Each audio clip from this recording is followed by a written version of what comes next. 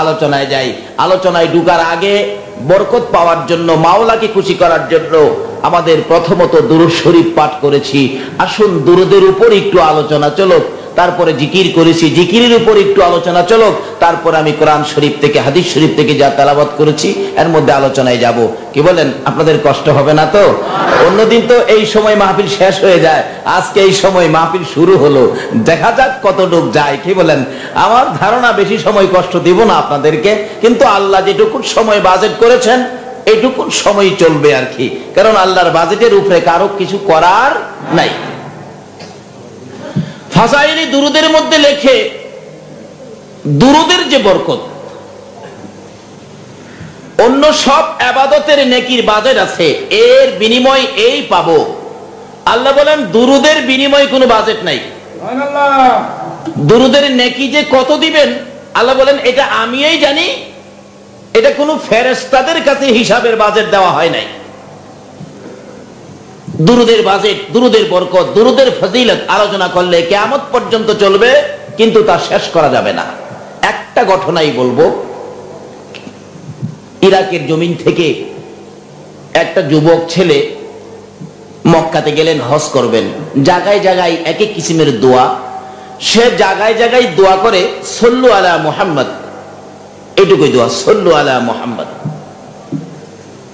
মুআল্লিম সাহেবরা বলেন, আরে বাবা যুবক, এখানে তো এই দোয়া না, ভিন্ন ভিন্ন দোয়া আছে। যুবকটা বলেন, আমাকে কোনো কথা বলে আপনারা সরাইতে পারবেন না, আমি দুরুদ থেকে দূরে যাব না, কারণ দুরুদের বিনিময়টা নগদ পাওয়া যায়, আর বাকি ইবাদতের বিনিময়টা পিছনে পাওয়া যায়।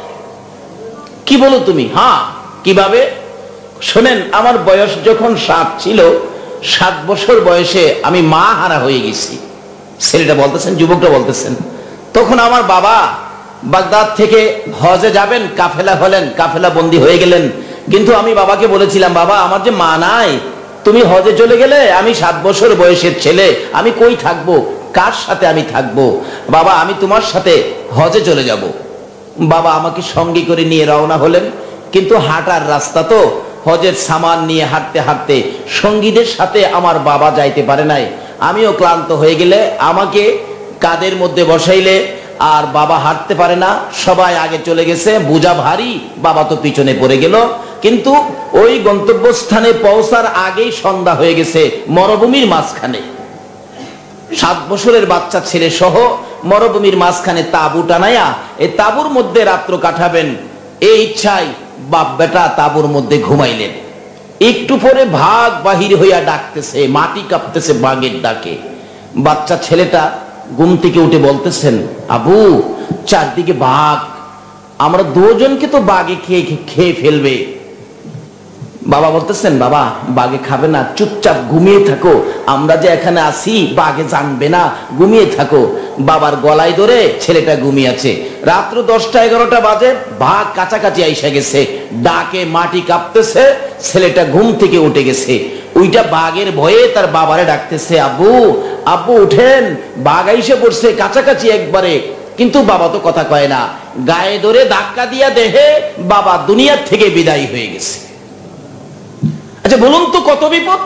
চারদিকে বাঘ, মরুভূমির মাঝখানে, কোনো মানুষ নাই, 7 বছরের বাচ্চা ছেলে, বাবা মৃত্যু। তখন এই ছেলেটা কাঁদতে কাঁদতে কাঁদতে কাঁদতে বাবার লাশের উপর ঘুমিয়ে গেছে। একটু পরে দেখে একটা পূর্ণিমার চাঁদের মতো কে যেন পাশে আইসা দাঁড়াইছে। বলতেছেন, এরে বাবা বালক, এইভাবে কাঁদতেছো কেন? বাচ্চাটা ঘুম থেকে উঠে দেখে একটা পূর্ণিমার চাঁদ দাঁড়ায় রয়েছে। জিজ্ঞেস করলেন, হুজুর আপনি কে? আমার নবী জবাব দেন, আমারে চিনলে না? আমি তো উম্মতের কান্ডারি, বিপদের বন্ধু, গুনাহগারের সাথী, নবী মুহাম্মদুর রাসূলুল্লাহ সাল্লাল্লাহু আলাইহি ওয়াসাল্লাম। ছেলেটা বলেন, হুজুর আপনি উম্মতের কান্ডারি নবী আপনি? হ্যাঁ। তাহলে এখানে কিভাবে আসলেন, কেন আসলেন, কারণটা কি? আমরা যে বিপদে আছি কেউ তো জানে না, আপনি কিভাবে আসলেন?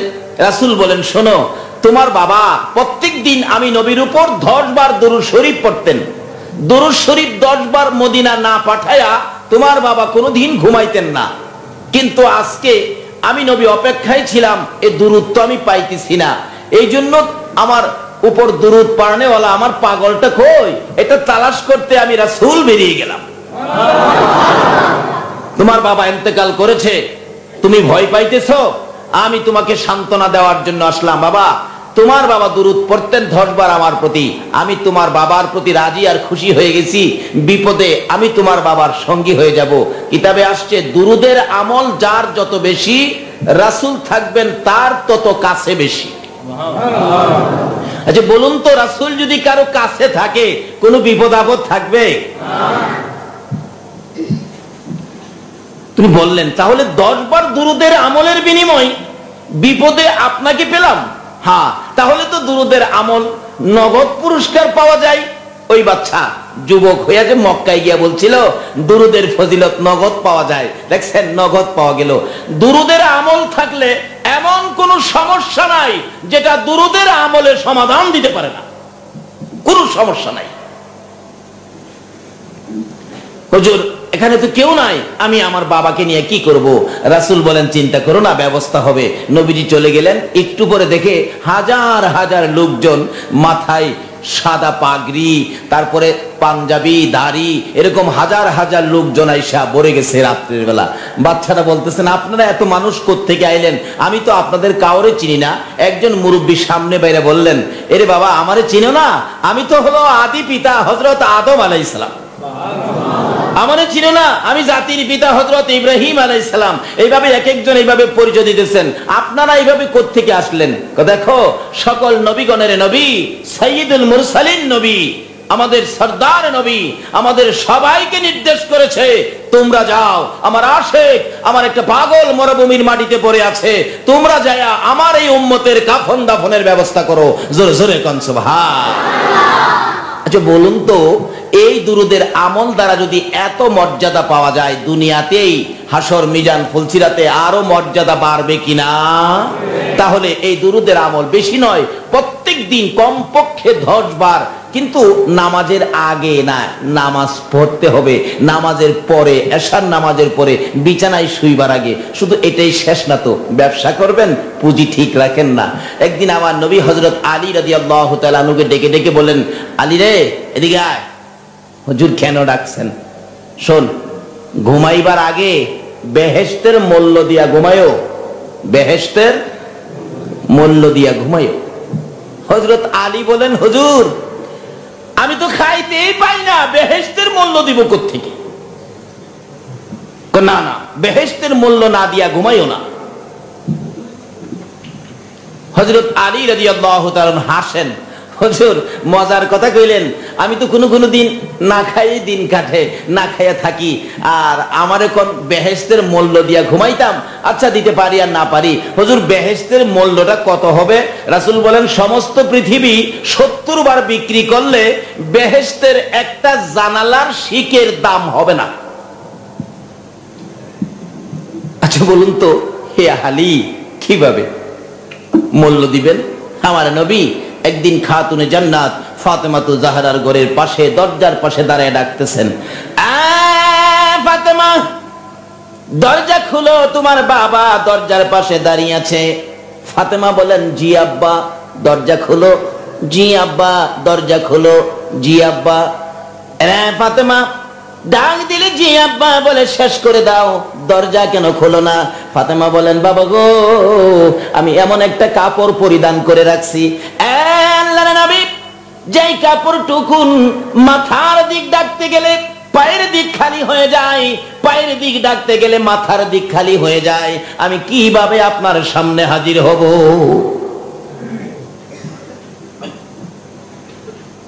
আমার নবী রুমাল টুকুন ভিতরে দিলে রুমালটা মাথার দিক ঢাইকা, পুরাটা ঢাইকা দরজা খুলে দিয়ে বললেন, আব্বু আমি এই অবস্থায় আছি তো এই জন্য আমি ডাক জবাব দিলাম, কিন্তু খুলতে পারি না।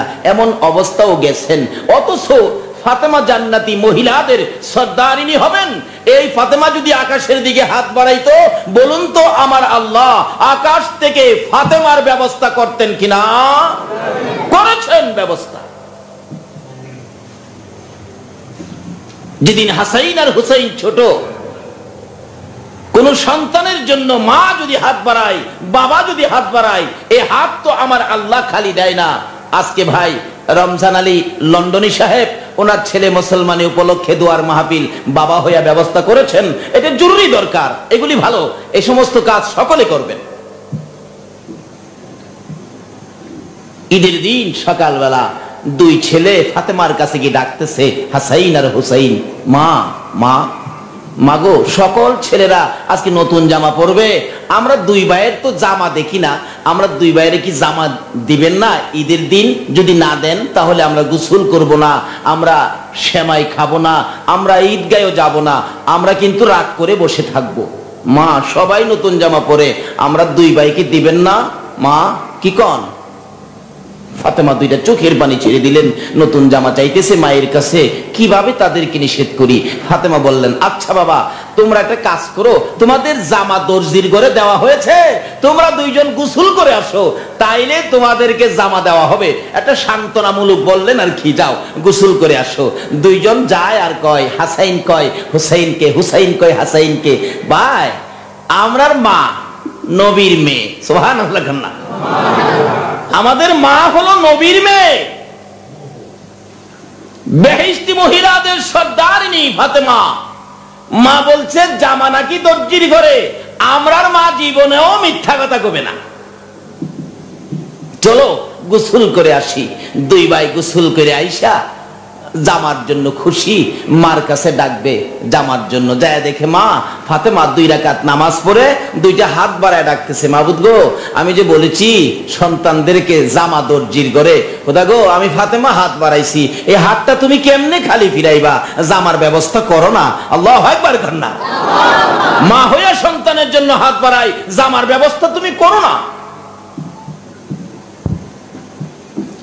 হুসাইন পাশে দাঁড়াইয়া ডাকে, মা জামা কোথায়, আমরা গোসল করে আসছি।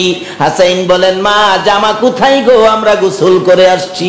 দুইজনে মিলে দুই পাশে ডাকে, ফাতেমা তো হাত নামায় না, প্রভু গো জামার ব্যবস্থা না হওয়া পর্যন্ত আমি হাত নামাবো না, জামার ব্যবস্থা যদি না করো তারাই আমাকে বলবে নবীর মেয়ে হইয়া আমি মিথ্যা কথা বলি, প্রভু গো তোমার বন্ধুর ইজ্জত রক্ষা করো। এমনি আমার আল্লাহ কয়, জিবরাইল রে, আরে জান্নাত থেকে দুইটা সুন্দর জামা নিয়ে হাসাইন আর হুসাইনের ঘরের হাত সামনে হাজির হয়ে যা। জিবরাইল 2 রঙের 2 জামা নিয়ে সামনে হাজির, যাই হোক ওদিকে আমি যাব না, সামনে হাজির হয়ে গেলেন, ডাকতেছেন, হাসাইন হুসাইন তোমাদের জামা তৈরি হয়ে গেছে, বলুন তো মায়ের ডাকে জান্নাত থেকে জামার ব্যবস্থা আমার আল্লাহ করলেন কিনা? কিন্তু অবস্থা গরিবী অবস্থায় কাটাইতেন, আসলে গরিব না। ফাতেমা একদিন নামাজের বিছানায় বসে কাঁদতেছেন, আসরের নামাজের পরে আমার নবী বলতেছেন, মা তুমি কাঁদতেছো, গরিবী অবস্থা দিকে তুমি কান্দো? ফাতেমা বলেন, বাবা গো আমি তো গরিবী অবস্থার জন্য কান্দি না, আমি কান্দি আমার স্বামী হযরতে আলী কত যে কষ্ট করে, আমার স্বামীর কষ্ট দেখে আমি কান্দি। আমার নবী বলেন, ফাতেমা যদি তোমাদের কিছু প্রয়োজন পড়ে নামাজের বিছানাটা তুমি উঠাও। মা ফাতেমা বলেন, বিছানাটায় টান দিলে আমি দেখি নামাজের বিছানার নিচে গলিত স্বর্ণ পানির স্রোতের মতো যাইতেছে।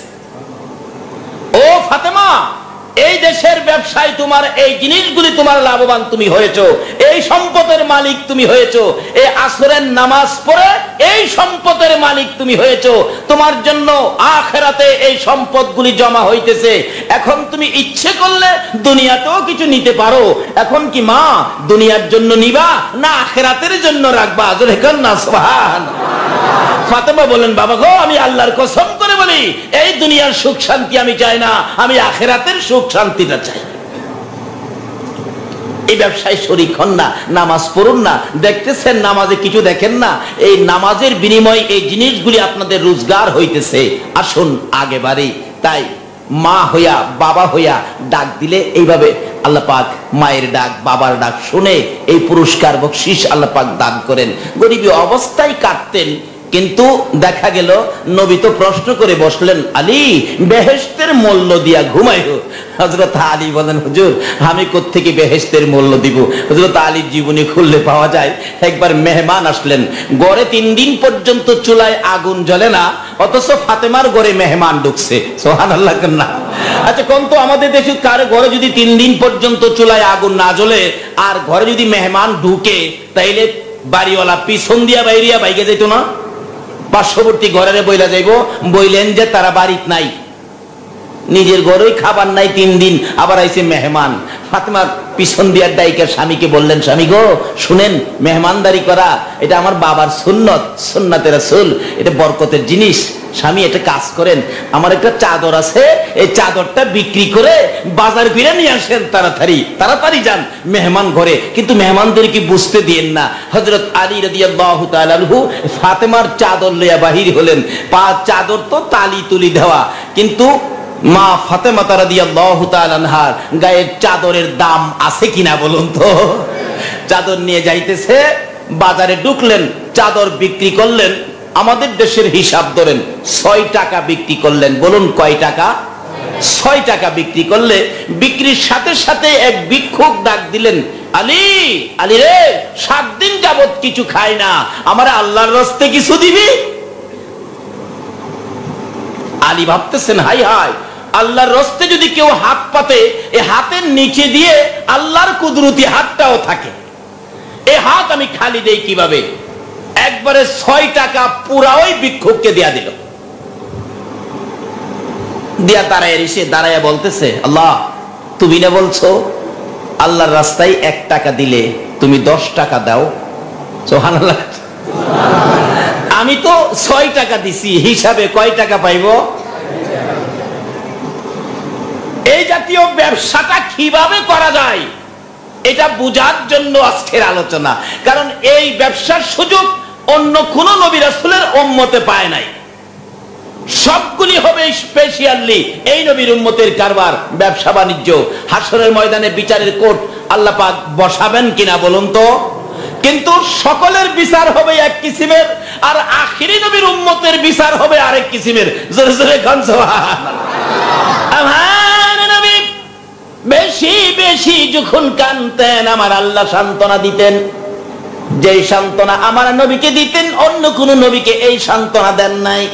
নবী একটু কষ্ট দেখলেই আমার আল্লাহ জিবরাইলকে পাঠাইয়া নবীকে সান্ত্বনা দিতেন, কোন প্রয়োজন হলে জিবরাইলকে পাঠাইয়া নবীকে বুঝাইতেন, সান্ত্বনা দিতেন। আমার নবীর চোখের পানি দেখে আমার আল্লাহ বলেন, বন্ধু গো, উম্মতের মায়ায় বুঝি কান্দো, যাও কথা দিলাম হাসরের জমিনে বিচারের কোর্টে যেদিন আমি বসবো, তোমার উম্মতের বিচার আমি আল্লাহ সহজে সাইরা দিব। জোরে খান না সুবহানাল্লাহ। এই নবীর উম্মতের বিচার সহজে কইরা দিব, সহজ সহজ। আবার নিয়ে আপনারা মনে মনে ভাবতেছেন, হুজুর তাইলে আল্লাহ কি বিচারে বেশ কম করবে? বেশ কম না, মানে সহজ সহজ একটা পথ আছে। কিভাবে আছে আসুন আগে বাড়ি। যাই হোক, এটা লম্বা হইলো, আমি বলবো সহজ পথটা যে কিভাবে ব্যবসা করবেন। তো দেখেন কি ব্যবসা জুড়াইছে। আল্লাহ গো, তুমি না কইছো 1টা দিলে 10টা দিবা। হযরত রাবিয়া বস্তির জীবনী খুললে পাওয়া যায়, একটা মহিলা হইয়া উনিও একদিন পেটের খিদা, এমন খিদা কোন রকম 2টা রুটি রোজগার হইছে, 2টা রুটি নিয়ে খাইতে বসছে। এমন সময় এক ভিক্ষুক ঘরের দরজায় ডাক মারছে, খাওনের কিছু আছে দেবেন? 3 দিন যাবত কিছু খায় না, কলিজাটা ফাইটা যাইতেছে, দেবেন কিছু আছে? রাবিয়া কই, আমি তো 2 দিন, ওই লোকটা বলে 3 দিন, তাহলে তো আমার চেয়ে কষ্ট তার বেশি। 2টা রুটি আল্লাহর রস্তে দিয়া দিলেন। দিয়া কই, খোদা গো, তুমি তো কইছো 2টা দিলে, 1টা দিলে 10টা দিবা, আমি কিন্তু 2টা দিছি তোমার রাস্তায় ভিক্ষুককে, হিসাবে কিন্তু আমি 20টা পানা। খন কয়টা পানা? বৈশা রয়েছে। কারণ আমার আল্লাহর ওয়াদা তো সত্য। আল্লাহর ওয়াদা কি? আল্লাহর কথা কি সত্য, কাজী নিশ্চিত আল্লাহ দিবে। রাবিয়া বৈশা রয়েছে, 2টা খাইলে আর কি হইতো, অহন 20টা খাবো। একটু পরে পার্শ্ববর্তী এক বড় লোকের বাড়ির থেকে মহিলা বলতেছেন, রাবিয়া বলে কিছু খায় না 2 দিন যাবত, নাও আমি 20টা রুটি বানায় দিলাম, এটা রাবিয়ারে দিয়ে আসো। কাজের মেয়েরে দিয়া পাঠাইছে। কাজের মেয়ে কই, এক মহিলা 20টা খাইব, এটার থেকে 2টা রাইখা দিছে। 2টা রাইখা নিয়ে দিছে। আপনার নাম রাবিয়া? হ্যাঁ। দুদিন যাবত বলে খান নাই? না। এলন, আমার খালাম্মা আপনাকে রুটি দিছে। আমারে দিছে? হ্যাঁ। তো তুই দাঁড়া, গইনা লই। সুবহানাল্লাহ কইতেন না? কি ব্যবসা! মহিলা হয়েও পুঁজি ঠিক আছে, ব্যবসা ঠিক আছে।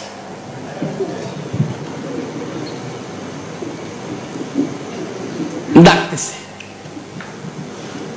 দাঁড়া, গইনা লই। 1 2 12 13 15 16 17 18, দুইটা কম লাগে। আমার আল্লাহ তো কোনোদিন মিথ্যা কথা কয় না। আল্লাহ বলছে একটা দিলে 10টা দিবে, আমি 2টা দিছি, আমার 20টা দিবে, 18টা কেন? তাইলে এটা মনে আমার না, লে যা। কার লেগে আনছো এটা? কয় না আপনার লেগা। কয় না, আমারে দিলে 20টা দিব, 18টা কি লেগে দিছে? ওই কাজের মেয়েটা কই, বাবা রে বাবা, এত বড় পেট, আপনার 20টা লাগে? 20টা তো খাইবার লাগে না পাগল। এটা আমার মহাজনের সাথে ব্যবসার রুলিং ঠিক রাখবার লাগে। জোরে জোরে কন্যা সোহান। আরে আকাশ জমিন হইল সৃজন নবীর কারণে, বলুন। আকাশ জমিন হইল সৃজন নবীর কারণে, সেই জমিনে খেলে আল্লাহর অলিগণে। হায়রে সেই জমিনে খেলে।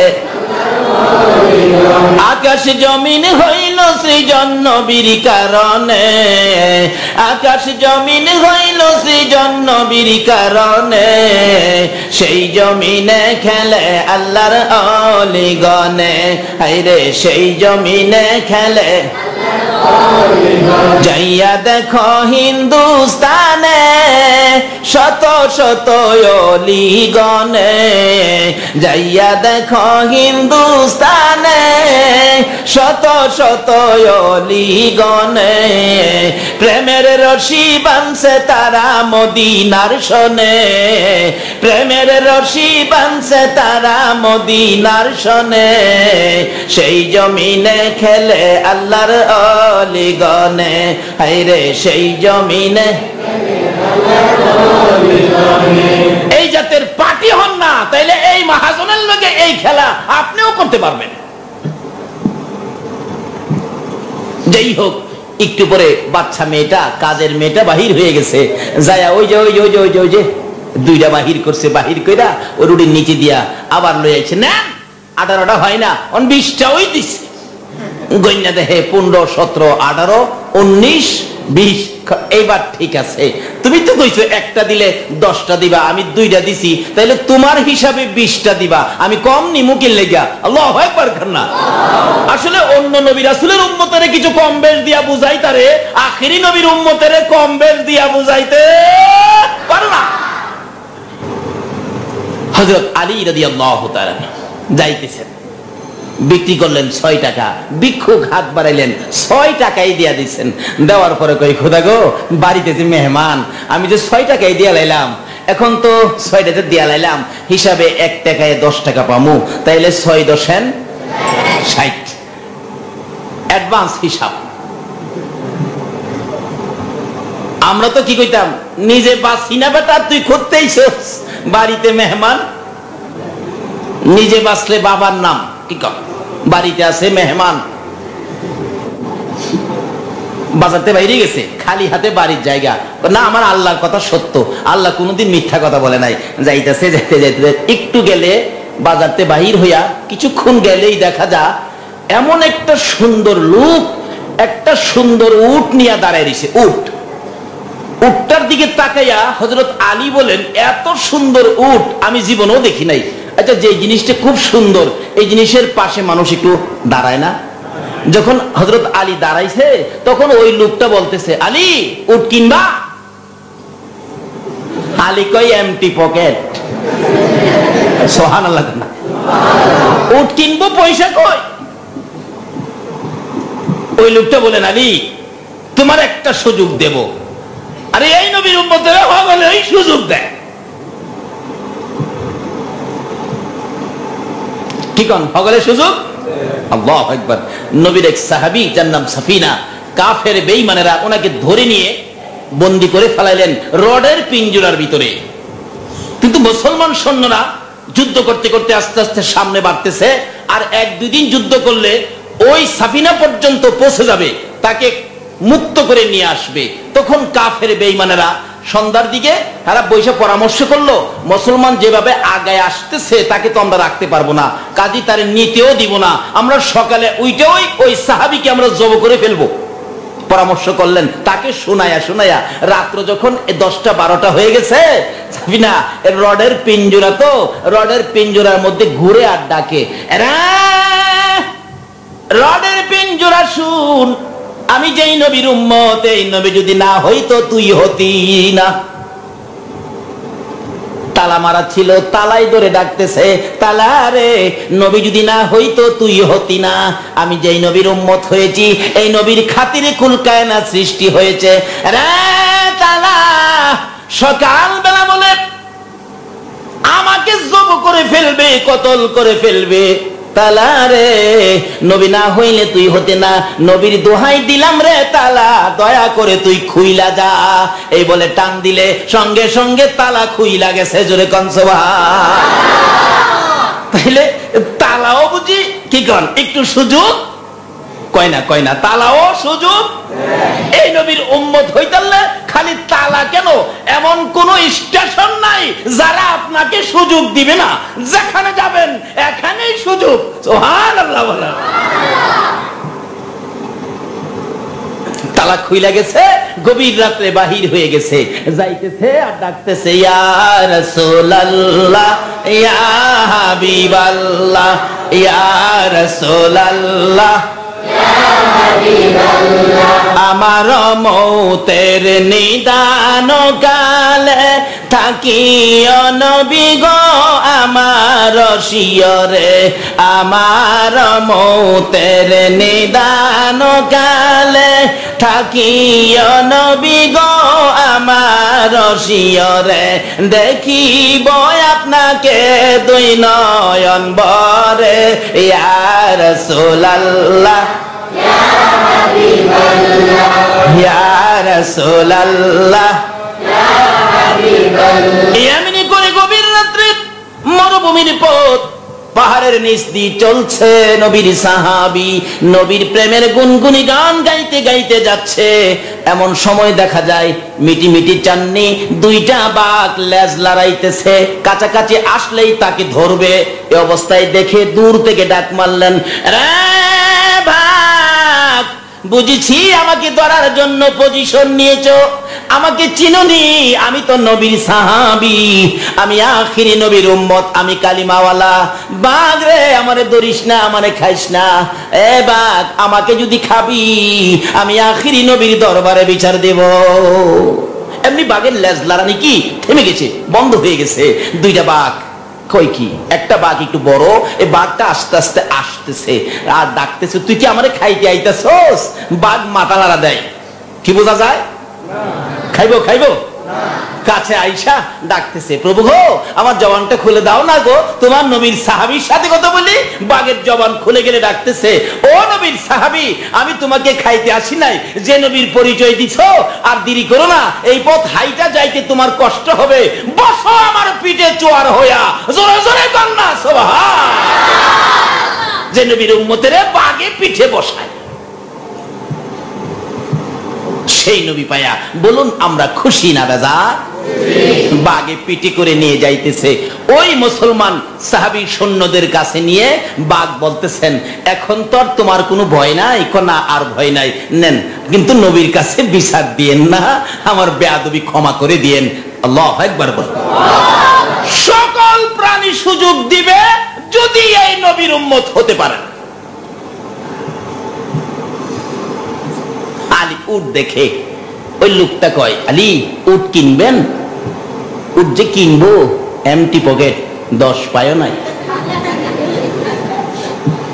তাহলে চায়ের ইস্যু কিনলে গিয়া, চায়ের ইস্যু যে উটটা দেখতে খুব সুন্দর লাগে গো ভাই সাহেব, খুব সুন্দর লাগে ভাই, দেখতাছি।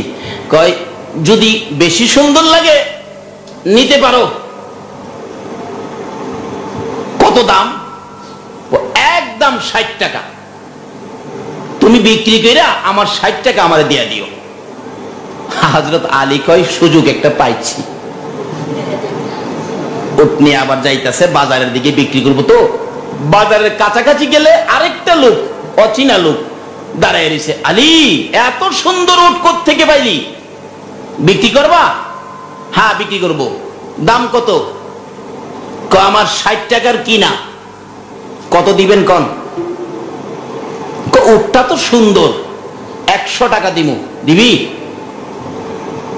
আলী কই দাঁড়ান, দিছিলাম 6.60, কিনছি 60, দাম হইছে 100।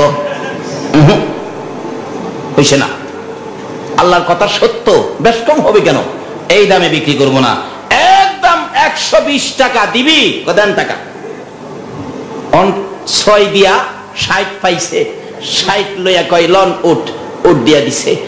টাকা লইয়া 2-3 কদম সামনে গেলে অন কলিজাটা জ্বলতেছে, হাই হাই এত সুন্দর উটটা বিক্রি করে দিলাম। আচ্ছা দেখি তো উটটা লইয়া কই যাইতেছে। হযরত আলী বলেন আমি আবার পিছনের দিকে ফিরা দিহি, উডও নাই, উডের মালিও নাই। কি ব্যাপার? গেল কই? এখন বিক্রি করলাম, গেল ওটা কই? খুঁজা টাকাওয়ালা পয়সা রয়েছে, গেছে দৌড়াইয়া। বাইলন আপনার 60 টাকা পাইছেন? পাইছি। তুমি দৌড়াইতেছো কে? দৌড়াইতেছি যে উটটা এমন এক পার্টির কাছে বিক্রি করছি, বিক্রি করা মাত্র টাকা দেওয়ার পরে পার্টি নাই, উঠো নাই। কত? আমার টাকা তাড়াতাড়ি দেন। দিছে তাড়াতাড়ি টাকা। তার টাকা টোকা দিয়া 2-3 কদম সামনে গিয়া কয় এই উটটা যে আনলো এই মালিকটার জানি বাড়ি কই, তা তো জিগাইলাম না। চাইছিন ফির আবার বাড়ি জিগাইবো, পিছনে চাই দেখে এই লাও নাই। দৌড়ায় বাড়ি গেছে খালি হাতে। ফাতেমা জিগায় স্বামী কিছু আনেন নাই? আরে আনুম পরে, শুনেন না কি হয়েছে। কি এই ঘটনা, 6 টাকা বিক্রি করলে তারপরে এই বিক্ষোভে 6 টাকা দিয়ে দিছিলাম, তারপরে তো উট কিনলাম, উট বিক্রি করলাম, এই যে দেখো 60 টাকা পাইলাম। এখন ব্যাপারটা শোনো, কি যার কাছে উট কিনলাম কি সুন্দর উট, আবার বিক্রি যার কাছে করলাম, বিক্রি করার পরে উট লইয়া বিক্রিওয়ালাও নাই, যার কাছে কিনছিলাম টাকা দেওয়ার উপরে ছেও নাই। ব্যাপারটা তো বুঝি না। ফাতেমা বলেন চলো আমার বাবার কাছে যাই। গিয়ে জিজ্ঞেস করলেন ইয়া রাসূলুল্লাহ এই ঘটনা। রাসূল বলেন শোনো, যার কাছে উট কিনছো উনি হলেন জিবরাইল, যার কাছে উট বিক্রি করছো উনি হলেন মিকাইল। জোরে জোরে খান সুবহানাল্লাহ। আর যে উটটা দেখছো খুব সুন্দর, এটা হলো জান্নাতি উট। এই উটের উপর আরোহণ করে আমার ফাতেমা জান্নাতে যাবে। এই ঘটনা, গড়ে খানা নাই মেহমান, অভাবী সংসারের ঘটনা যার ঘরে ঘটে, ওই ঘরের মালিক হযরত আলীকে রাসূল বলেন বেহেশতের মূল্য দিয়া ঘুমায়ো। কথাটা খেয়াল আসেনি? শুধু এখানে ওয়াজ করলে যাইব 3 ঘন্টা, সংক্ষেপ করে দিলাম। আলী বলেন হুজুর আমার তো অবস্থা, অনেক সময় ঘরে খাবারই থাকে না, আমি কিভাবে বেহেশতের মূল্য দিব? রাসূল বলেন শোনো আলী, এশারের নামাজ পড়ে ঘুমাইবার আগে 3 বার আমি নবীর উপর দুরূদ শরীফ পাঠ কইরো। 3 বার যদি মতান্তরে 10 বার যদি আমি নবীর উপর দুরূদ শরীফ পাঠ করো, 8টা জান্নাত তোমার নামে দলিল হয়ে যাবে। সুবহানাল্লাহ। 3 বার দুরূদের বিনিময়ে যদি আল্লাহর 8টা জান্নাত পাওয়া যায়, তাহলে বলুন দুরূদ শরীফের মর্যাদা আছে কিনা? যে যত আমল করেন তার সাথে দুরূদ শরীফ রাখবেন।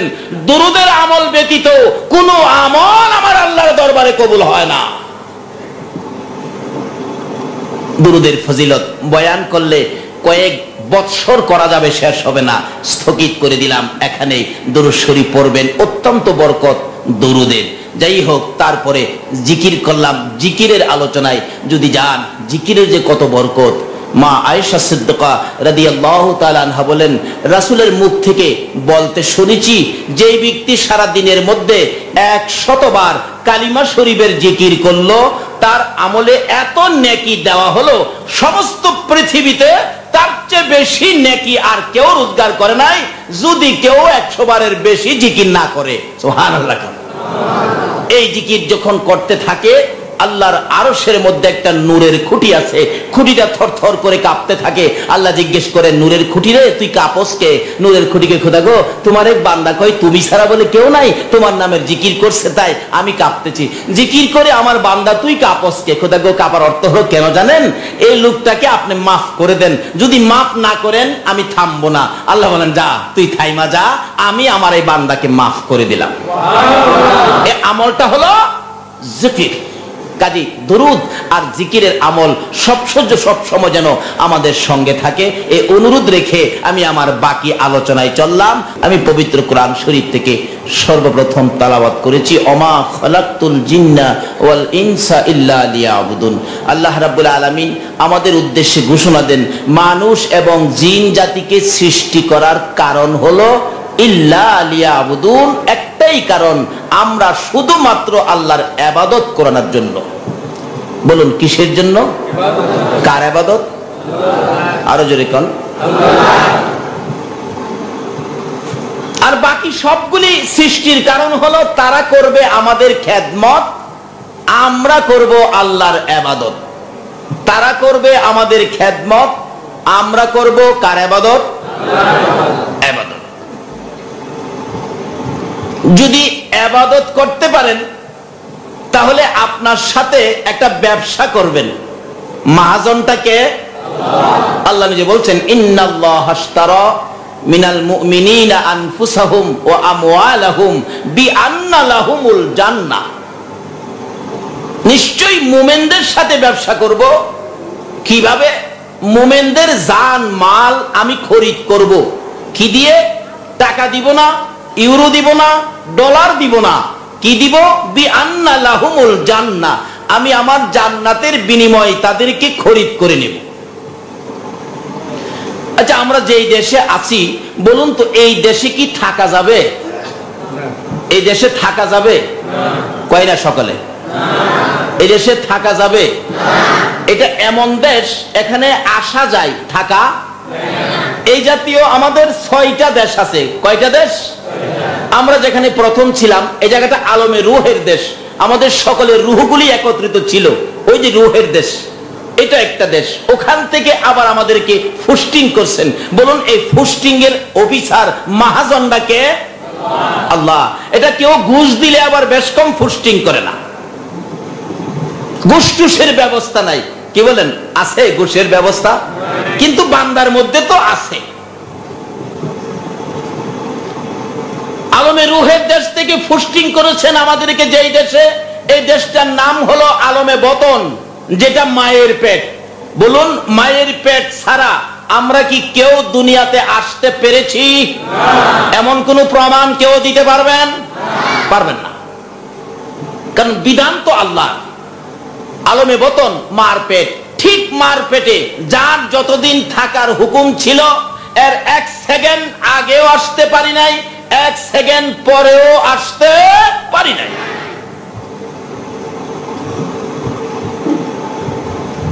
অথচ কোনো সমস্যা ছিল না।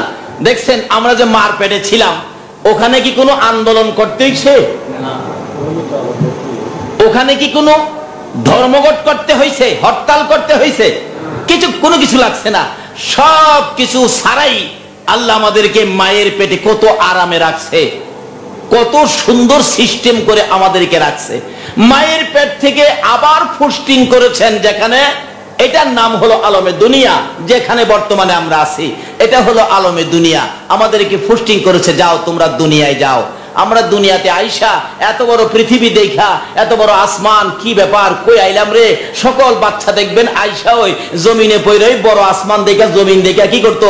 ওয়া ওয়া ওয়া ওয়া ওয়া ওয়া কে কাঁদছে। কি বলেন? কাঁদে নাই? কাঁদে নাই? এরকম কই আইলাম, কই আইলাম। আল্লাহ করে এটা আলমে দুনিয়া।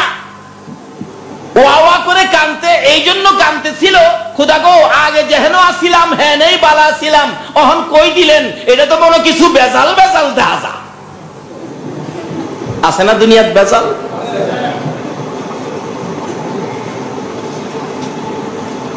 আল্লাহ কো সাবধানে থাকিস, এদের ভিতর থাইকাই তোর আমার সাথে একটা ব্যবসা করতে হবে। এই দুনিয়ার ভিতরে থাইকা ব্যবসা করতে হবে কার সাথে? আল্লাহর সাথে। কিন্তু দুনিয়ার সুযোগ সুবিধা পায়া, বাড়িঘর পায়া, টাকা পয়সা দন দৌলত, বাচ্চা কাচ্চা বিবি লইয়া অহনার এ আল্লাহর সাথে সম্পর্ক নাই, অহন এইটারই আঞ্জামাইরা ধরছে, এটাই তো সব। আল্লাহ বলেন না রে বান্দা, এখান থেকে তোমারে আবার পোস্টিং করব। যেখানে এখান থেকে পোস্টিংটা করব, এটা নারায়ণগঞ্জ নয়, সুনামগঞ্জ নয়, কিশোরগঞ্জ নয়, এটা করব কবরগঞ্জ। জোরে কন্যা সুবহানাল্লাহ। এখান থেকে পোস্টিংটা কোথায় করবে? এই কবরে, যেটাকে বলে আলমে বরজখ, আলমে বরজখ, যেটা কবর দেশ। আবার কবর দেশ থেকে 5 নাম্বার পোস্টিং করবে আলমে আখিরাত, হাসরের ময়দান, যেখানে আমাদের বিচার আচার হবে। ওখান থেকে 6 নাম্বার পোস্টিং ফারিকুন ফিল জান্নাত ও ফারিকুন ফিস সাঈর। যাদের ভাগ্য ভালো পোস্টিংটা হবে জান্নাতে, আর যাদের ভাগ্য খারাপ পোস্টিংটা হবে জাহান্নামে। ছেড়ে দে নৌকা মাঝি যাব মদিনায়, চলুন না। ছেড়ে দে নৌকা মাঝি মদিনাতে, কান্দে নবী উম্মতের মায়ায়, মদিনাতে কান্দে নবী। ছেড়ে দে নৌকা মাঝি যাব মদিনায়, ছেড়ে দে নৌকা মাঝি। আর যদি এইভাবে মদিনা যাইবার ব্যবস্থা না করতে পারেন, তাহলে রাত্রে ঘুম ভেঙে গেলে, রাত্রে ঘুম ভাঙলে গুনগুন করে টিভির গান, সিডির গান, বিসিডির গান না গায়া একটা এইভাবে গুনগুন করে ঘুম ভাঙলে গান গায়েন, হঠাৎ দেখবেন রাত্রে একদিন আপনার ঘরে আমার নবীর দিদার নসিব হয়ে যাবে। সকলে বলুন সুবহান। আচ্ছা বলুন তো, নবীজিকে যদি স্বপ্নেও কেউ দেখে, তাহলে জাহান্নামের আগুন কি হবে? দেখার সুযোগ। এই নবীর প্রেমে এইভাবে গুনগুন করে গান গায়েন। যাই হোক, বলতেছিলাম নবীর সাহাবীরা নবীর প্রেম ভালোবাসায় গাইতেন, নবীরে পাইতেন। উমরের জীবনী খুলুন। হুসাইন রাদিয়াল্লাহু তাআলা আনহু ছোট, উমরের ছেলে আব্দুল্লাহ ছোট, দুইজন একসাথে খেলাধুলা করতে গেলে খেলাধুলার মধ্যে উমর হঠাৎ করে কোন কথায় উমরের ছেলেকে হুসাইন বলে ফেললেন গোলামের বাচ্চা।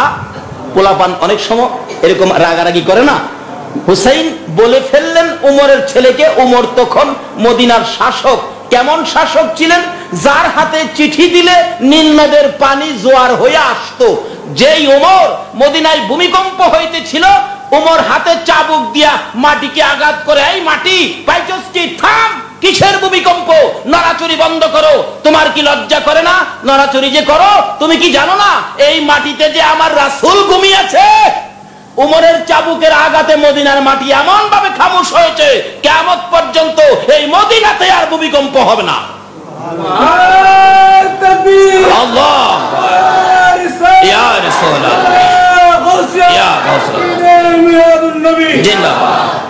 এই উমরের ছেলেকে বলে ফেলছে গোলামের বাচ্চা, প্রেসিডেন্টের ছেলে, বাদশার ছেলে। আব্দুল্লাহ কয়, টের পাইছো না কারে গোলামের বাচ্চা কইছ? খবর লয়লামু, আমার বাবা উমর বাঘের কানো থাপ্পড় দেয়। কার কানো? হাজী সাহেবরা কয়, হজ করতে যাইতেছি তো, হাঁটার রাস্তা, রাস্তার মধ্যে দেখে বাঘ ঘুমাই রয়েছে শুইয়া। তারা দৌড়ায় গেছে উমরের কাছে, উমর রাস্তায় বাঘ শুইয়া রয়েছে। উমর কয়, বাঘের জায়গা তো রাস্তায় না, রাস্তায় থাকবে কেন? আসেন না, আপনি দেখা যান না। আয়া দেহে অহন তাই নাক ডাহাইয়া ঘুমাইতেছে। উমর ঘুমের মধ্যে থাকাটা কানে ধরছে, কানে ধরে টানে, এই বাঘ এখনো ঘুমাইতে তোরে কে কইছে? কি পাইছস? বাঘে কই, মানুষের গন্ধ লাগে, একটা মানুষ দৌড়াইয়া খুঁজা পাই না, আর আমার কানে ধরছে, মনে হয় আমি যে কি, হ্যাঁ মনে চিনছে না। আমার আল্লাহ কয়, বাঘ রে তোর কানের মধ্যে কে ধরছে, তুইও তারে চিনছস না। সুবহানাল্লাহ না? বাঘ চাইছিন মাথাটা উঠাইয়া গাটটা ঘুরাইয়া দেখতো উনি কে। এ হাতে কানো দইরা আরেক আত্ম খালি ওই ঠাস কিরা মারছে। থাপ্পড় খায়া কয়, খুদা গো দেহন লাগতো না, বুঝে আইছে। সুবহানাল্লাহ না? আচ্ছা, উমরের ব্যবসাটা মালিকের সাথে কেমন আছেন? নামাজ পড়তো নি, রোজা রাখতো, যে রমজান মাসে জান্নাতের দরজা খোলা রাখে, এটা কেমন মহাজন? তাহলে রোজাই যদি জান্নাতের দরজা খোলা রাখে, তাহলে বোঝা গেল এই জান্নাতের দরজা দিয়া রোজাদাররাও ঢুকবো আর নামাজিরাও ঢুকবো। এই নামাজ রোজা না কইরা এই দরজাটা ঢুকার ক্ষমতা নাই। এটা সারা বছর খোলা থাকে না, তো রমজানেই খুলে। এতে বোঝা গেল এই রমজানের রোজাদারের জন্য, রমজানের নামাজির জন্যই খোলা। কিভাবে খোলা? সামনে আইতেছে, কষ্ট হইতেছে আপনাদের? এক থাপ্পড় দিছে, বাগে মাথা নিচে দিয়া, লেজটা নিচে দিয়া যাইতেছে। জংলার কাছাকাছি গিয়া গুইরা চাইছেন দেখতো লোকটা কে। উমর আবার হাত তুলছে, কি আবার ভাগ জংলাই গেছে। আব্দুল্লাহ কয়, আমার বাবা বাঘের কানে থাপ্পড় দেয়, চিনছ না? বাড়িতে গেছে, আব্বা আব্বা কি বাবা? একটা বিচার করতে হইব। আমারে কয় আমি বলে গোলামের বাচ্চা। উমর কই, কয় খিরে তোমারে গোলামের বাচ্চা কইছে? কে কইছে? হুসাইন কইছে। এমনি সঙ্গে সঙ্গে উমরের সমস্ত রক্তগুলি যেন পানির মতো নরম হয়ে গেছে।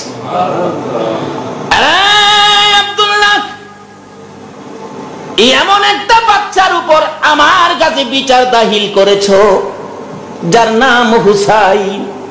বাবা গো, আমি নিজে দেখেছি হুসাইনকে আমার নবী কোলে লইয়া, কাঁধে লইয়া ঘুরতো, দুই গালে চুমাইতো, মাঝে মাঝে বলতো, হুসাইন তুমি আমার, আমি তোমার, তোমাকে যে কষ্ট দিবে সে যেন আমি রাসূলকে কষ্ট দিবে। চুমাইতো, কোলে লইতো। একদিন নবীজির কোল মুবারকে প্রস্রাব করে দিচ্ছে। হুসাইন এ কি করলি? না না, বেশি কিছু করছি না, একটু প্রস্রাব এনে করছি। নবীজি হাসে। আল্লাহ কই, বন্ধু গো, নাতির প্রস্রাবে তুমিও হাসো। যাও, আজ থেকে কিয়ামত পর্যন্ত নানার কুলে নাতির প্রস্রাব সুন্নাতে রাসূল করে দিলাম। জোরে জোরে কন্যা সুবহান। হুসাইন নানার কুলে প্রস্রাব করলে এটা আমার আল্লাহ সুন্নত করে দেয়। কেমন হুসাইনের নামে বিচারটা দিছে। ওমর কয়, এই বিচার আমি করতে পারবো না? বাবা, বিচার তোমাকে করতেই হবে। কি করব? ছেলের প্যারাপিরি, ঠিক আছে, জুমার দিন বিচার হবে। খবর দিয়ে দিলেন। এলাকার মধ্যে একটা চালচল্যকর একটা শব্দ হয়ে গেল। আর কয়, কি রে, হুসাইনের বিচার করবে? ওমর কি একটু কি ওমরের ভয় নাই? জুমার দিন মসজিদ ভরে গেছে, হুসাইনকে নিয়ে গেছে। বাচ্চা মানুষ তো। হুসাইন দাঁড়াইছেন। এমন সময় ওমর মিম্বর থেকে বলতেছেন, হুসাইন তুমি কি আমার ছেলে আব্দুল্লাহকে গোলামের বাচ্চা বলেছ? এমনি তার পক্ষ থেকে হযরত আলী রাদিয়াল্লাহু তাআলা আনহু দাঁড়ায়া বললেন, ওমর বাচ্চাদের ব্যাপার এটা বাদ দিলে হয় না। ওমর বলেন, আলী আপনি বসেন, বাদশার হুকুম তো মানুন লাগে। আলী বসে গেলে হুসাইন বলেন, আমার বাবারে বসায় দিছেন। এই ওমর, কি বলতে চান বলেন? আপনি নাকি বলছেন আমার ছেলের গোলামের বাচ্চা? হ্যাঁ আমি বলেছি। নাকি মিথ্যা কথা কইব? আমরা দেশে হইলে তো বেশি বেজাল হইলে মাসি আয় দেয় পোলারে, কইস আমি কই নাই। আরো ফতোয়া দেয়, মিথ্যা কথা কইয়া জীবন বাঁচান বলে ফরজ। মুসলমান কোনদিন মিথ্যা কথা বলতে পারে না।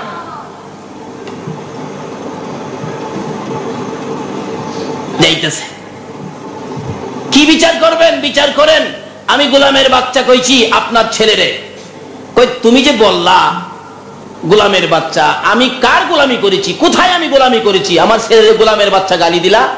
হুসাইন বলেন, ওমর তুমি কি আমার নানার গোলামি করো নাই? আমার নানার গোলামি তুমি করো নাই? আমি দেখছি। ওমর মিম্বরে দাঁড়াইয়া দুইটা চোখের পানি জর জর করে ছেড়ে দিছে। মুসল্লিরা রে, তোমরা সাক্ষী থাইকো, নবীর আদরের নাতি হুসাইন বলেছে আমি বলে তার নানার গোলামি করেছি। মাবুদ তুমি কবুল করো গো, আমি যে তোমার বন্ধুর গোলামি করেছি। হুসাইন এই কথাটা কি তুমি কাগজে লিখে দিতে পারবা? অবশ্যই পারবো। কাগজে লিখে দিলেন। আমার নানারে গোলামি করেছে ওমর, তাই তার ছেলেরে গোলামের বাচ্চা গালি দিয়েছি, নিচে দিয়া হুসাইনের সিগনেচার করেছে। ওমর কাগজটা হাতে নিয়ে মসজিদে নববীর মিম্বরে দাঁড়াইয়া দাঁড়াইয়া কান্দে, মুসল্লিরা রে, আমি উমর আর হাসরের ভয় করি না, কবরের ভয় করি না, মিজানের ভয় করি না, পুলসিরাতের ভয় আমি উমর করি না। আমি যখন মৃত্যুবরণ করব রে মুসল্লিরা, আমাকে কাফনের ভিতরে দেওয়ার সময় হুসাইনের লেখা কাগজটুকুন আমার ডান হাতের মুঠির ভিতরে দিয়ে দিও। হাসরের জমিনে যদি আমি বিপদে পড়ে যাই, এই কাগজটুকুন তুলে ধরবো, মাবুদ তোমার বন্ধুর আদরের নাতি হুসাইন আমারে লিখে দিয়েছে, আমি বলে তোমার বন্ধুর গোলামি করেছি। জোরে জোরে কন্যা সুবহান। তোমার বন্ধুর গোলামি করেছি, হুসাইন লিখে দিয়েছে। হুসাইনের এই লেখার বিনিময়ে তুমি আমারে মাফ করে দাও। হুসাইনের হাতের লেখা যদি ওমর হাসরের উসিলা বানাইয়া কবর নিয়ে যাইতে পারে, বলুন আমার নবীর হাতের লেখার পাওয়ার আরো বেশি হবে কিনা? আসুন, যদি সম্পর্ক করতে চান তাহলে ইবাদত করতে হবে।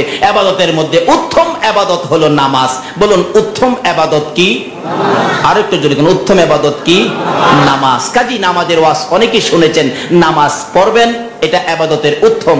তার সাথে সাথে কিছুদিন পরে আরেকটা মাস আমাদের জন্য আসতেছে, যেই মাসে জান্নাতের দরজা খোলা থাকে। আল্লাহু আকবার কান্না। আল্লাহ আল্লাহ আল্লাহ আল্লাহ আল্লাহ আল্লাহ আল্লাহ আল্লাহ আল্লাহ আল্লাহ আল্লাহ আল্লাহ আল্লাহ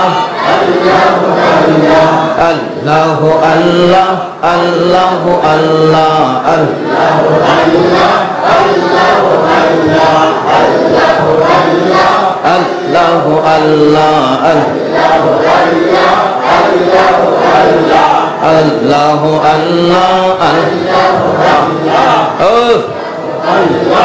তোয়া মারে ডাকরে বান্দা, তোয়া মারে ডাক।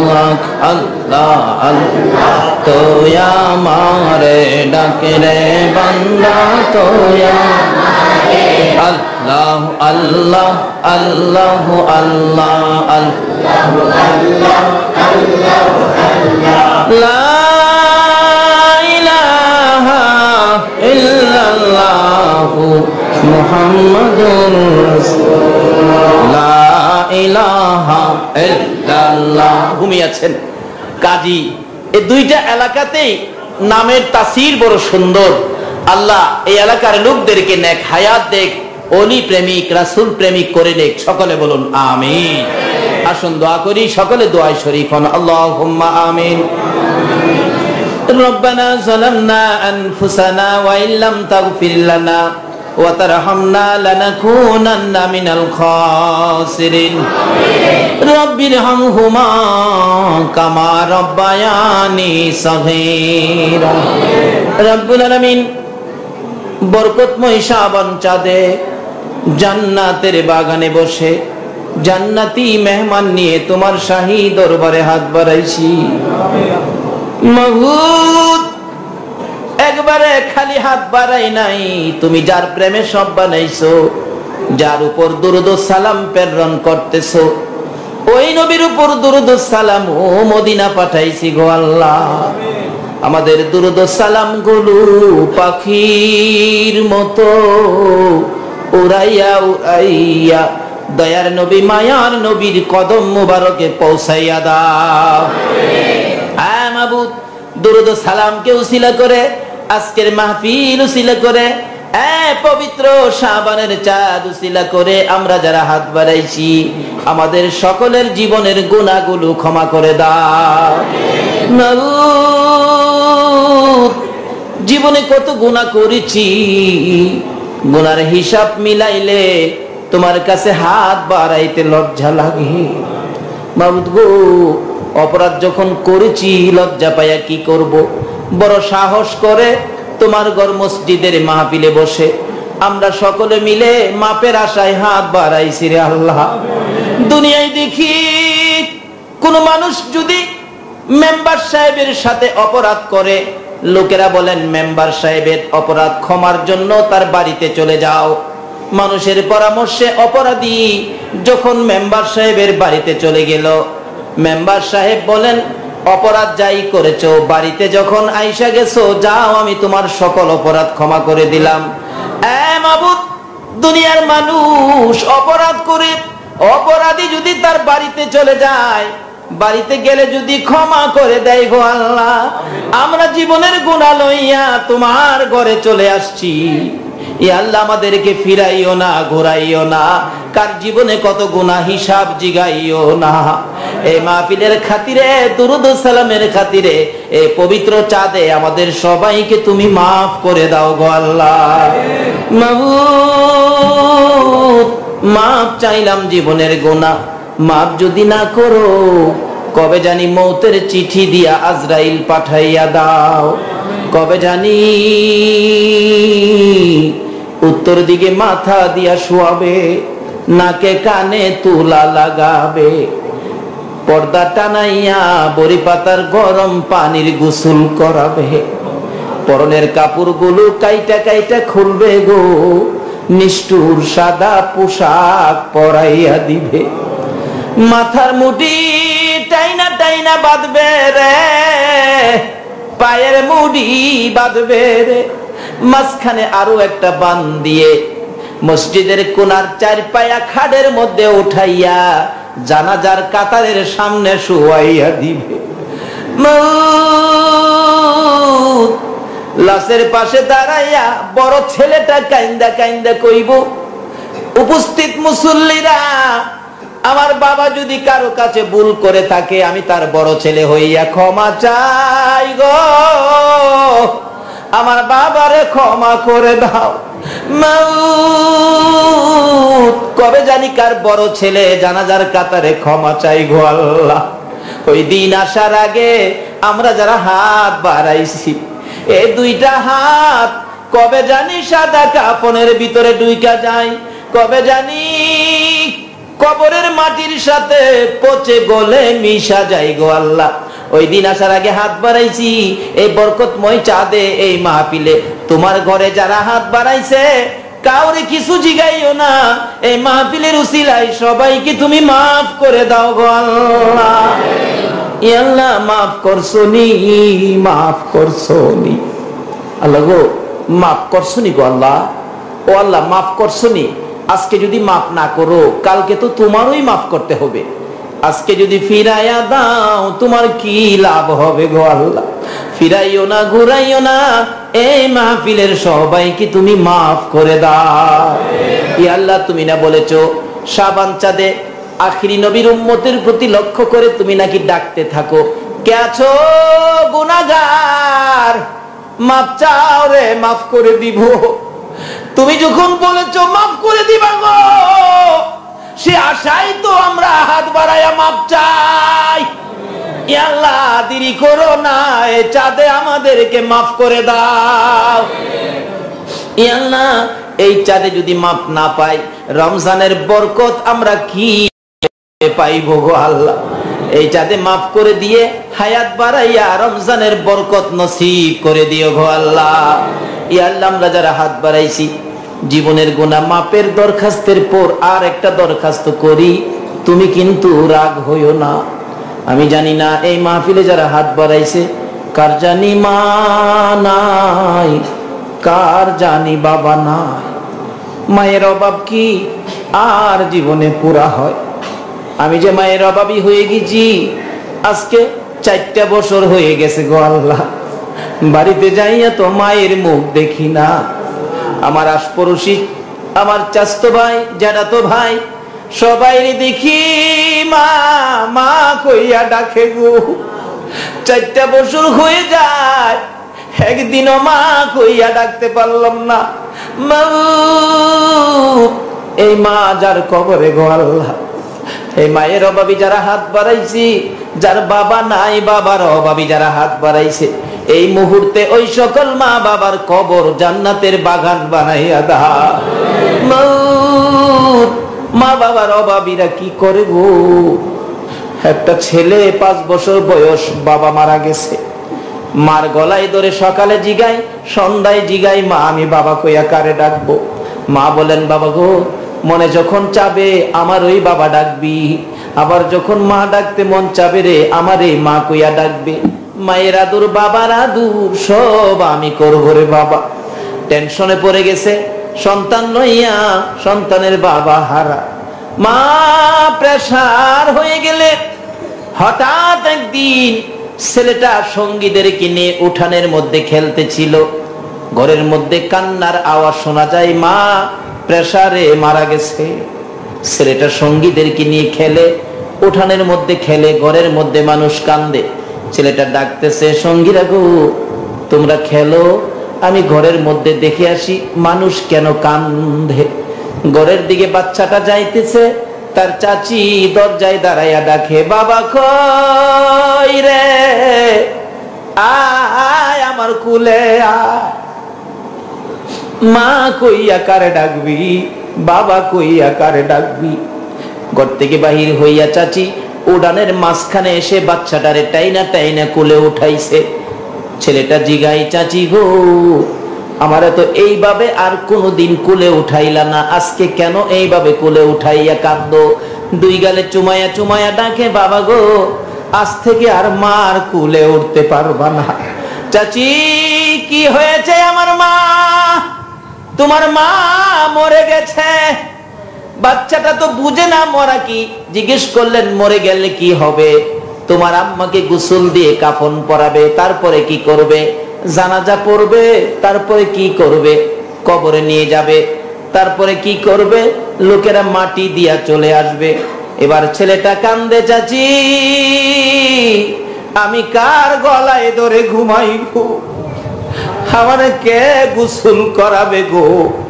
আমারে কে বাবা কইয়া ডাকবে? চাচি আমারে নামায়া দেন, আমি আমার মায়ের কাছে যাব। ঘরের মধ্যে যাইয়া মা মা কইয়া কান্দে। তার কান্দা দেখে শত শত মানুষ কান্দে। একজন মহিলা বুঝাইতেছে, বাবা কান্দিস না রে, কাঁদলে লাভ হবে না, তোর মা মরে গেছে। মার নাকি মুখে চাদর দিয়ে গুড়া ছিল, বাচ্চাটা চাদরটা সরাইয়া মার মুখের মধ্যে মুখটা লাগাইয়া ডাকে, মা গো ও দরদি মা, তুমি বলো কবরে চলে যাবি, আমারে কে ঘুম পাড়াবি গো? আমারে কে বাবা কইয়া ডাকবি গো? আমি কারে মা ডাকবো, কারে বাবা ডাকবো? একটা মহিলা টাইনা টাইনা সরাইয়া নিয়ে গেছে। চারজনে ধরে ধরে তার মাকে গোসলখানায় গোসল করতে নিয়ে গেলে বাচ্চাটা পিছে পিছে যায় আর ডাকে, মা কই যাইবা গো আমারে ভালাইয়া? গোসলখানায় যাইয়া দেখে গরম পানি ডাইলা গোসল করাইতেছে। চোখের কিনারে পানি জমে গেছে। বাচ্চাটা মায়ের চোখের পানি নিজের হাতে হাতে পরিষ্কার করতেছে। অবশেষে কাফন পরাইছে। বারে বারে মুখটা যখন ঘুরে ফেলে, বাচ্চাটা মায়ের মুখের কাপড়টা সরাইয়া কান্দে, মা গো আমাকে দেখে কেন তুমি মুখটা বন্ধ করে ফেলো? হ্যাঁ মা, তুমি না আমার দুইটা গালে সকাল সন্ধ্যা চুমাইতা, বুঝেছি কাফন পরে বুঝি বিদায় হইয়া যাইবা গো, আমার গালটা তোমার মুখের মধ্যে লাগাইয়া দিলাম গো মা, আমার জীবনের শেষ দুইটা চুমা দিয়া যা। মহিলারা টাইনা টাইনা বাচ্চাটাকে সরাইয়া নিয়ে আসছে। জানাজার কাতারে শুয়াইলে বাচ্চাটা দৌড়াইয়া যাইয়া মায়ের লাশের উপরে পড়ে গেছে। মা গো এই মানুষ কেন তোমার সামনে লইয়া দাঁড়াইছে গো? একজন মুরব্বী টাইনা টাইনা বাচ্চাটাকে সরাইয়া নিয়ে গেছে। জানাজার কাজ শেষ করে ফেলেছে। বাচ্চাটারে কোলে লইয়া যাইতেছে। কবরের পাশে যাইয়া লাশটা কবরে দিয়া দিছে। বাঁশের খাটি বিছাইতেছে, একটু জায়গা বাকি। একজন মুরব্বী বলেন, বাচ্চাটা কই রে? তার মারে জীবনের শেষ দেখা দেখাইয়া দে। কবরের পাশে বাচ্চাটারে কোলে লইয়া দাঁড়াইয়া বলতেছে, বাবা গো মা দেখবানি গো, বাবা মা দেখবানি। ওই যে দেখো তোমার মা পশ্চিম দিকে মাথাটা ফিরাইয়া জীবনের ঘুম ঘুমাইয়া গেছে। বাচ্চাটা মায়ের দিকে তাকায় একটা চিৎকার মারছে, মা মা গো আমার কই ভালাইয়া যাইবা গো মা। হ্যাঁ মায়ের অভাবী, মায়ের দুঃখী যারা কান্দে রে আল্লাহ, তোমার কি মায়া লাগে না, দয়া লাগে না? আল্লাহ বাবার অভাবী, বাবার দুঃখী যারা কান্দে আর কান্দায় না গো আল্লাহ, এই মুহূর্তে ওই সকল মা বাবার কবর জান্নাতের বাগান বানাইয়া দাও। আল্লাহ এই এলাকার জমিনের নিচে, মসজিদের পাশে, কবরস্থানের জমিনের নিচে, আল্লাহ এই আনোয়ারার জমিনের নিচে যত মুমিন মুমিনাত ঘুমিয়ে আছে সকলের কবর জান্নাতের বাগান বানাইয়া দাও। মাবুদ গো এটা ওলির জমিন, ওলির দেশ, সকল ওলিদের রুহানি ফায়েজ আমাদেরকে নসিব করে দাও গো আল্লাহ। আল্লাহ আমাদের সকলকে দয়ার নবীর পক্ষে কবুল করে লও গো আল্লাহ। এই মাহফিলে যারা এত রাত পর্যন্ত কষ্ট করেছে সবাইকে তুমি কবুল আর মঞ্জুর করে লও গো আল্লাহ। মাবুদ খাস করে রমজান আলী লন্ডনী ভাই সাহেব মাহফিলের আয়োজন করেছে, ওনার দুইজন ছেলে রেদওয়ান ও বরাত উদ্দিন, দুইজনের সুন্নতে খতনা কাজ হয়েছে। ইয়া আল্লাহ তাদেরকে তুমি আসানের সহিত সুগাইয়া দাও, ইয়া আল্লাহ সুস্থ করে দাও, বেশি বেশি করে নেক হায়াত বাড়াইয়া দাও। ও অকালে মৃত্যু দিও না গো, মা বাবার কলিজায় আগুন জ্বালাইও না। ইয়া আল্লাহ বেশি বেশি করে নেক হায়াত বাড়াইয়া মা বাবার কলিজা ঠান্ডা করে দাও গো আল্লাহ। ইয়া আল্লাহ তাদের মুখে এতিমের দাগ লাগাইও না, তাদের মা বাবার হায়াত বাড়াইয়া দাও। আল্লাহ এই রকম ছোট্ট ছোট্ট ছেলে মেয়ে যাদেরকে দিয়েছো সকলকে তুমি নেক হায়াত বাড়াইয়া দাও। আল্লাহ সকলের সন্তানের হায়াত বাড়াইয়া দাও। মাবুদ আমাদের মধ্যে যারা বিমারি সকল বিমারিকে শেফা দান করে দাও। আল্লাহ উনার খালাতো ভাই ইউসুফ দোয়া চাইছে, অসুস্থ, আল্লাহ তুমি তো ওষুধ ছাড়া, মেডিকেল ছাড়া, ডাক্তার ছাড়া চিকিৎসা করতে পারো। আল্লাহ তুমি দয়া করে ওনাকে সুস্থ করে দাও গো আল্লাহ, বেশি বেশি করে নেক হায়াত বাড়াইয়া দাও গো আল্লাহ। এইভাবে যত বিমারি আছে সকল বিমারিকে শেফা দান করে দাও। ইয়া আল্লাহ লন্ডনী ভাই সাহেবের নেক হায়াত বাড়াইয়া দাও, ওনার বিবি বাচ্চার হায়াত বাড়াইয়া দাও, ওনার বংশের, মায়ের বংশের, বাবার বংশের যারা কবরে গো মাহফিলের উসিলায় সকলের কবর জান্নাতের বাগান বানাইয়া দাও। সকল বিপদ আপদ থেকে বাঁচাইয়া রাখো গো আল্লাহ। এই মাহফিলে যারা শরীক হয়েছে আমাদের সকলকে তুমি আপদ বিপদ, আযাব গজব, অ্যাক্সিডেন্ট বালা মুসিবত, শয়তানের শয়তানি, দুশমনের দুশমনি হইতে বাঁচাইয়া রহমত বরকত শান্তি দ্বারা ভরপুর করে দাও গো আল্লাহ। ইয়া আল্লাহ যে কাজের জন্য আমাদেরকে বানিয়েছো তোমার ইবাদত, রোজা, নামাজ সঠিকভাবে আদায় করার তৌফিক দাও গো আল্লাহ। এই রমজানের বরকত সবে কদর সহ নসিব করে দাও গো আল্লাহ। আমাদের সকলকে বেশি বেশি করে নেক হায়াত বাড়াইয়া দাও গো আল্লাহ। আয় মাবুদ আমাদের মধ্যে যারা নামাজ পড়ে নামাজ কবুল করে লও, যারা নামাজ পড়ে না নামাজের বুঝ দান করে দাও, যারা মদিনা যাওয়ার পাগল পাখির মতো উড়াইয়া মদিনা লইয়া যাও, মদিনা যদি যাইবার তৌফিক না দাও মদিনাওয়ালারে একদিন ঘুমের ঘরে দেখাইয়া দাও গো আল্লাহ।